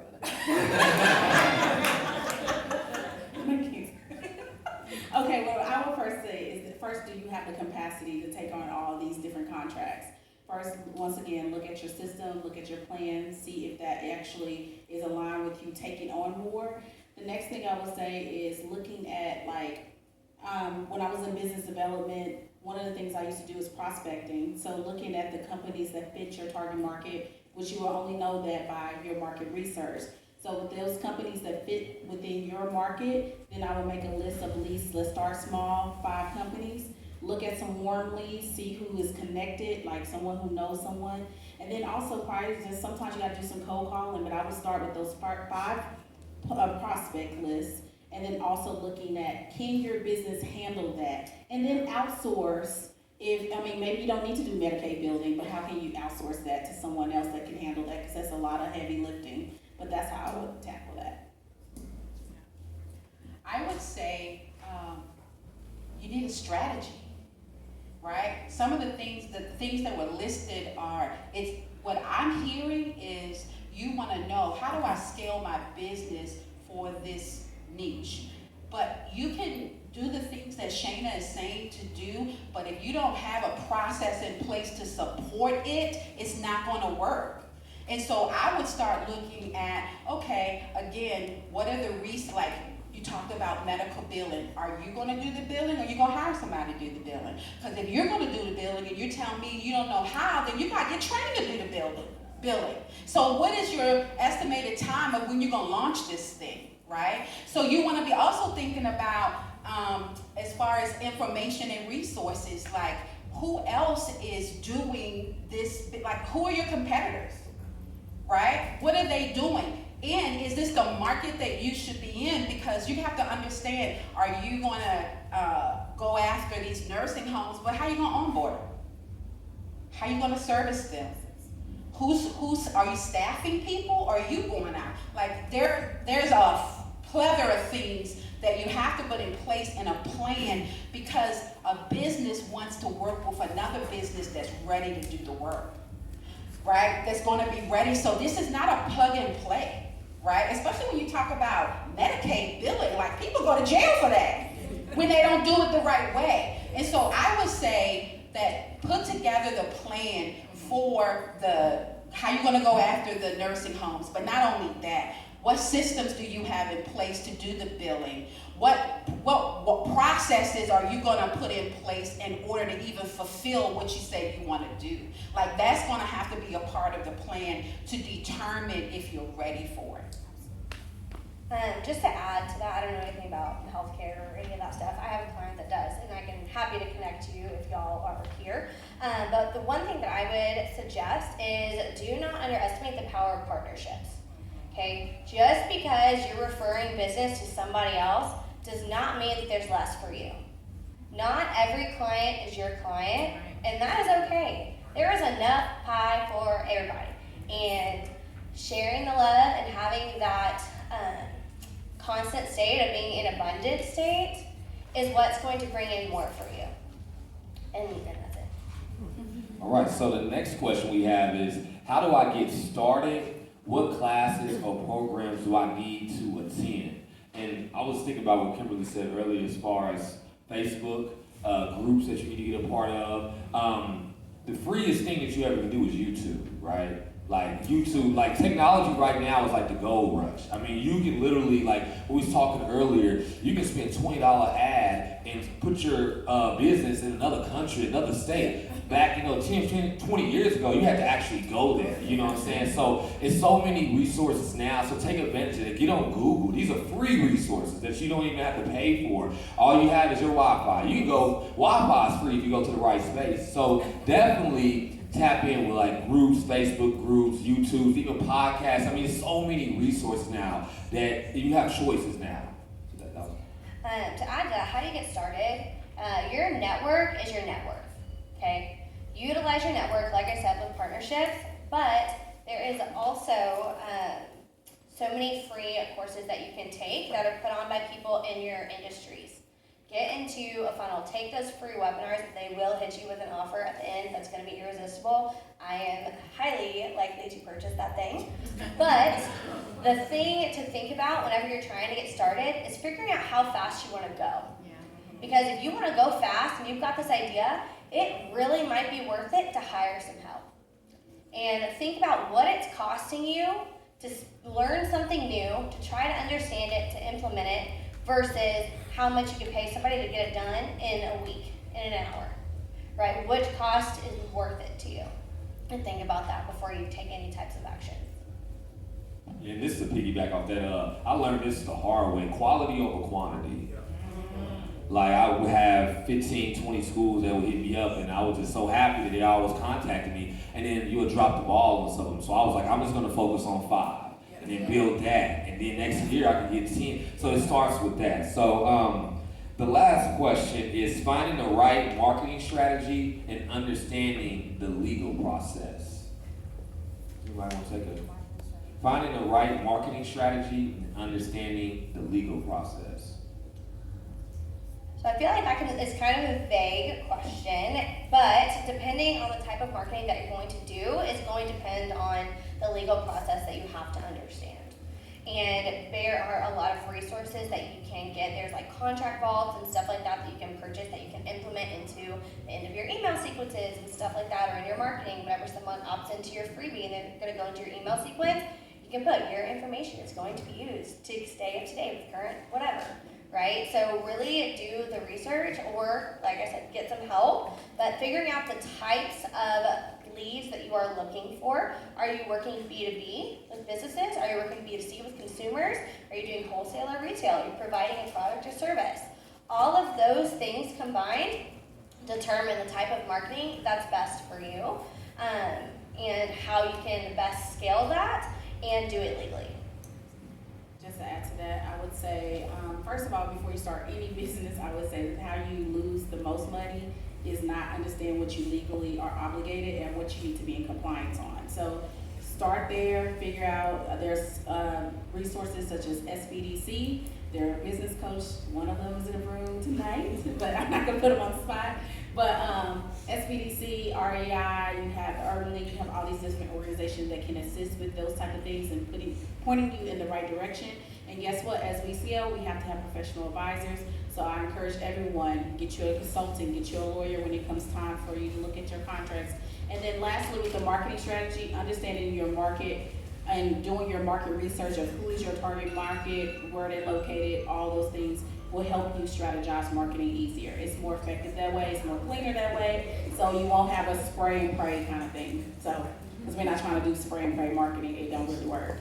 All right, now does anybody have any questions like out in the audience that wants to ask? Anybody? I can bring the mic to you. Does anybody have any questions? Just raise your hand.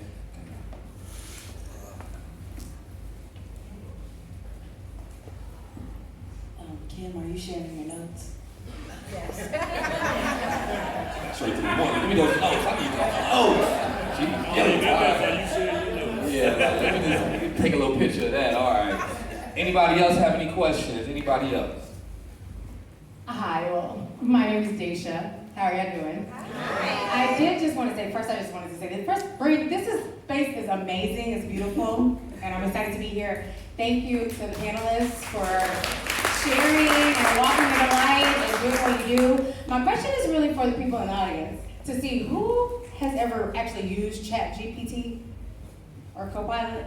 Okay, and so I just want to make sure that for a lot of the questions I feel were asked, I am in the process of practicing actually utilizing all the things, be it chat, be it my network, the people in the room. This is my first year participating in Med Week. It's been amazing, and the fortune is in follow-up, right? And I'm having to practice learning how to utilize ChatGPT. All these questions, I realized, I can literally speak that into chat, and it's gonna line it out because, I realized that for me, I thought that I had kind of the imposter syndrome. We talk about telling your story, right, and actually sharing. And I was thinking, okay, do I have imposter syndrome because of business? I'm not a professional. I don't have a business just yet. I'm not implementing it. And it wasn't until I started diving deeper that I realized I actually have an imposter syndrome as a person in my life. And I had yet to really give myself permission to live and actually tap into who am I, what is it that's at my root, so that I can actually be brave enough to share that with people. And so the reason that I'm in Med Week is because I took that first step and I said, you know what, I'm gonna give myself permission to live, I'm going to attend an event, and I'm just gonna talk about it. And so I just wanted to take the opportunity to say. So I am designing a web app for kids, but I use ChatGPT because I am not a software developer. I don't know anything about software development. I didn't know what is that first step. I had no idea what do I do. But I realized that I had to be brave enough to not know what I'm doing, to talk to the people that are in the room, and to not be afraid. So hopefully I see everybody at the rest of the events this week. Any more questions? I know it's at least 2 questions left there. I know y'all want to ask. Don't be shy. There's no dumb questions. There's no wrong questions. Anybody? Hello. All of you all are amazing, so thank you so much for pouring into us and sharing information. But how can we keep up with you all on social media or anything like that? My phone died. I cannot scan the QR code. There are QR codes around here. Scan those QR codes at your tables, guys. But how can we connect with you? That's my question. Okay, so do not judge me because I'm relaunching my social media, okay? This month. But it is at Taylor Plans, LLC, on Instagram, also on Facebook, and then you can go to my website, which is taylorplansllc.com. Perfect. And Brittany, are you gonna connect us with all these people, or can we send emails to them? If they want me to, yes. But the QR code, they can reach you directly. Perfect. Everybody. Perfect. Well, if y'all have y'all's phones out, you can follow me on Instagram at it's Max, MACKX, or it's MacKenzie Morris, both. One's a little more personal, one's a little more business, it's the whole thing. And MacKenzieMorris.co is my website, so you can find me there too. And if you find me, I've got the QR codes to some free resources, and that'll get you on my email list, and we'll get connected that way. My website is KLMConsultingGroup.com, so just like that, and on Instagram, it's KLM_consulting group, I think. But I have business cards if you like to have them. Yes. My website is Poetry and Chill OKC. You can just literally, Google, just type in Poetry and Chill, you're gonna see everything. So it's not really hard to find us. Every social media platform is Poetry and Chill OKC or Poetry and Chill OKC Kids on Instagram, Twitter, and also Facebook. Anybody have any more questions before we close out? Any more? Going once, going twice. All right, now, I want everybody to get real loud. Ooh, I done dropped my phone. It's all good. I want y'all to get real loud and just make some noise for Brandy Davis. She said this whole She did an amazing job. I came in here, I was like, it looks good. What's going on? Like, everything. I mean, the professionalism, the communication. I learned working with people, they gotta be professional and communicate. She's on point. I mean, from emails, you get that email, I'm like, I got it. Did you read it? I'm like, I read it. Then I got here, got a little nervous, like, did I read this? I read it, Brittany. I read great. But can y'all make some noise one more time for you?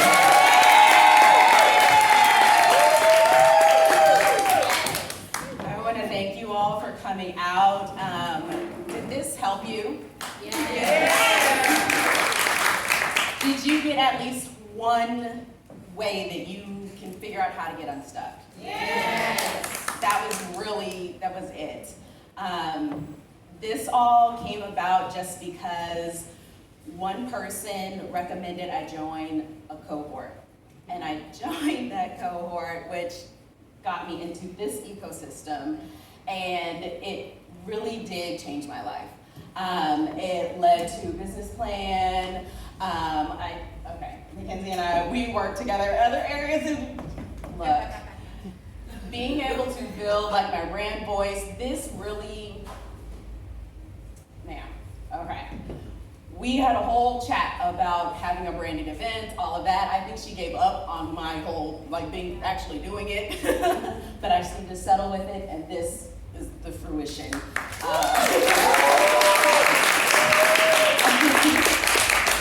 We create my brand voice. I use my business plan to help create that brand voice and really get down into the nitty gritty. I don't think Kim realized talking to her is how I've been doing it scared. And I'm doing it scared right now. So getting those systems in place. And I'm staying calm in the fact that, okay, I'm learning them as I'm doing them.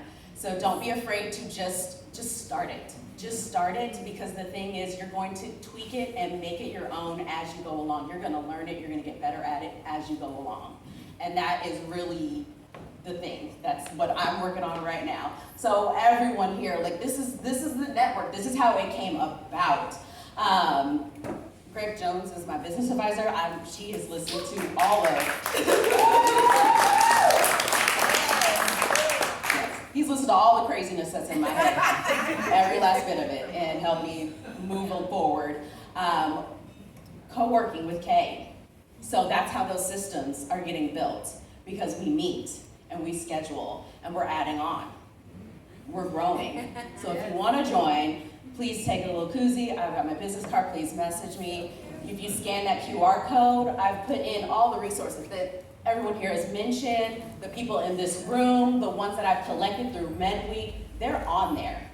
It's going to stay there. You can access it anytime. If you lose the website, guess what? You can just contact me. I will send it to you again. It's not going to be a problem. The thing is, anyone on that list, it does not matter what your question is. It doesn't matter how trivial you feel. It doesn't matter if you think that it's going to be expensive. Call and ask. Because everyone will let you know, they will tell you, they will be warm, they will be accepting, and they will guide you. Even if they're not the right person, they will guide you in the right direction. I mean, this could not have happened without this ecosystem. All right, even building all of these pieces together, okay? Carmen the Balloon Boss knocked this out for me. Okay, McNeil's Catering, wasn't that good and beautiful? I literally created my design board using my brand voice, building all of that. And I said, here's the vision, here's the colors, here's the branding, here's exactly what I need. Makiba Designs, look at this. Look at this.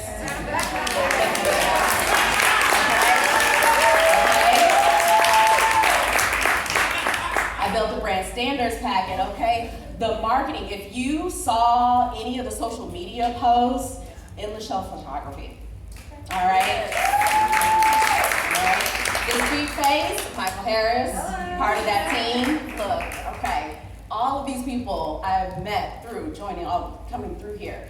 That medical question, I have 2 resources additional. So if that's your question, please talk to me. I have them written down to be able to follow up. And then guess what? You just heard from MacKenzie. You've got another resource just to start following up, okay? So I just want to thank you, and I really hope that everyone here is able to grow. Med Week is amazing. There are 2 more days. Please check out the events. Look, just check them out. See what you can. If you can't make it this year, come in next year. And on that note, I would like to ask Greg Jones to come up. And, oh Lord, okay, wait, one quick thing. Check under your seats. Oh. I did forget, check under your seats. You've got an envelope, you got a little something. I'm a committee member, though. Okay. It should be somebody else. That's yours. What do you get? What do you get? What do you have? What do you have? So there should be 4. I should have 4 special people. We got 1. Okay, there's 2. There's 2. There should be 4. I think my team.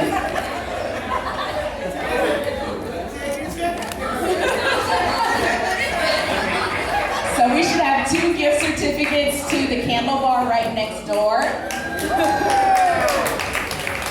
And there should be 2 people who actually get to, if you enjoy the desserts, you should be able to take home 2 desserts, okay? So if you have that, excuse me, Brittany Clay, who definitely, again, this ecosystem, okay? Yeah. This ecosystem is amazing. So welcome.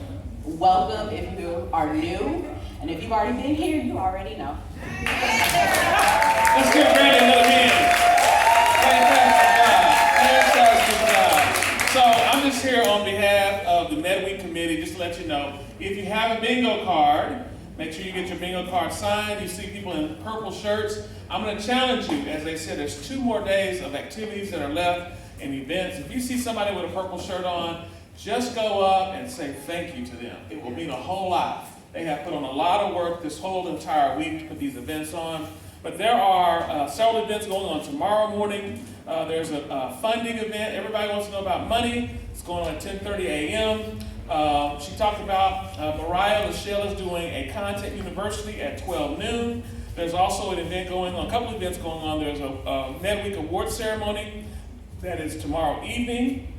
And then there's also on Friday a list of events as well. So again, on behalf of MedWeek, please get engaged, get involved. And all the events this week, as you know, are at no cost. And so this is an opportunity for us to level up. And as most of them have said, it is about this ecosystem that we're involved in. And all I would say to you is that if you have a skill, you have an ability, just share what you have with someone else. You never know what difference that can actually make. So again, we thank all of our sponsors that have helped us put on MedWeek and the event on tonight. And again, let's give it up for also Ms. LaToya Mason, who's the host, Nexus Creative. We appreciate her as well. She is also a powerful young lady that's in this ecosystem as well. And so if you want to book your next event, you can also see Ms. LaToya, and she will get you on the calendar. You got to get on the calendar fast, so because he's booking up really quick. So again, thank you very much. All right. Good evening, and thank you all. One quick question? Yes, could you explain what MedWeek is, what is the ecosystem, and what is the cohort? Okay. Where do you get the bingo card? There we go, right there. We got the bingo cards. So I don't know if I'm the best person to explain MedWeek, but it's Minority Enterprise Development Week, and they are all about supporting and educating and networking minority-owned businesses and resources in our community. A lot of the resources that I have on that link are through MedWeek. A cohort is usually a system where it's a program that you go through and you usually learn a certain aspect. So the cohort I went through was building a business plan. Okay, I had one partially done, like when I first started, it was kind of, No, we met twice a week and we built a business plan, and they walk you through all of the steps, and then you become friends with your cohort members. You've now built a network. And then the cohorts that come before you and after you join, you also get to network with those people. And there's funding behind those things. So you can get funding from those programs. And that's free money that you use to sort of do your business. You know, that's how you keep moving forward. There was one more thing you asked about? Ecosystem. You talked about the ecosystem. I didn't know if this was Yes. the Northeast OKC Renaissance. Is it through All of the above. All of the above.